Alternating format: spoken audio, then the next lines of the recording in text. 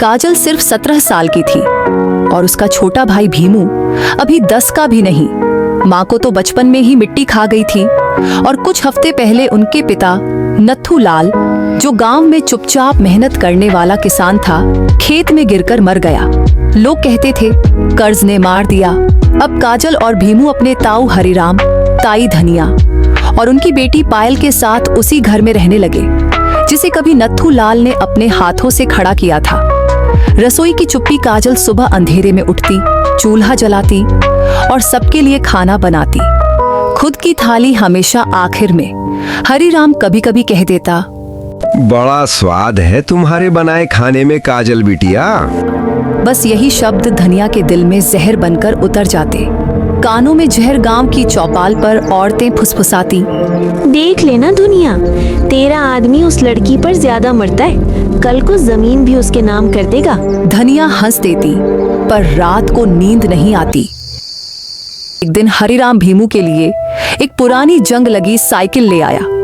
धनिया फट पड़ी, मेरी बेटी पायल के लिए क्या ये अनाज तो मेरे सर चढ़ गए हैं। हरिराम बोला, ये घर मेरे भाई का बनाया हुआ है। बस यहीं से धनिया ने तय कर लिया, इन दोनों को निकालना है। अब रोज नए आरोप। काजल खाना छुपाती है, पायल से बदतमीजी करती है, आंखें दिखाती है। हरिराम पहले चुप रहा, फिर टूटने लगा। वो रात एक रात बिना शोर के फैसला हुआ, आज से तुम दोनों पुरानी हवेली में रहोगे। काजल की आंखें भर आईं। ताऊ, ये घर बाबूजी ने बनाया था। अब वक्त बदल गया है। भीमू चुपचाप बहन का हाथ पकड़े रहा। टूटी हवेली, मजबूत बहन। हवेली में छत टपकती थी। रात को हवा दरारों से सीटी बजाती। भीमू डरकर बोला, दीदी, हमें क्या यहाँ हमेशा के लिए छोड़ देंगे क्या? घर दीवारों से नहीं, साथ से बनता है। उसकी आवाज कांप रही थी, पर हिम्मत अडिग थी। संघर्ष काजल ने वही किया जो उसे आता था, खाना बनाना। थोड़े चावल, थोड़ा नमक, थोड़ा सा साहस। गांव के बाहर बैठकर बेचना शुरू किया। पहले लोग हंसे, हवेली वाली लड़की रोटी बेचेगी। फिर एक बूढ़ी अम्मा आई, एक कौर खाया, आंखें भर आईं।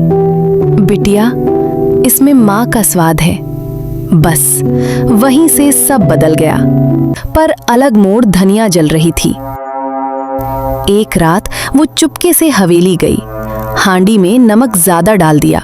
सोचा बदनामी होगी, पर उसी रात बारिश शुरू हो गई। छत से पानी टपका और पूरी हांडी गिर गई। सुबह काजल ने नई हांडी बनाई। खाना और भी स्वादिष्ट था। उधर धनिया को बुखार चढ़ गया, लगातार कई दिन तक। काजल, तेरी चाची बहुत बीमार है। सब छोड़कर काजल ही दवा लेकर आई।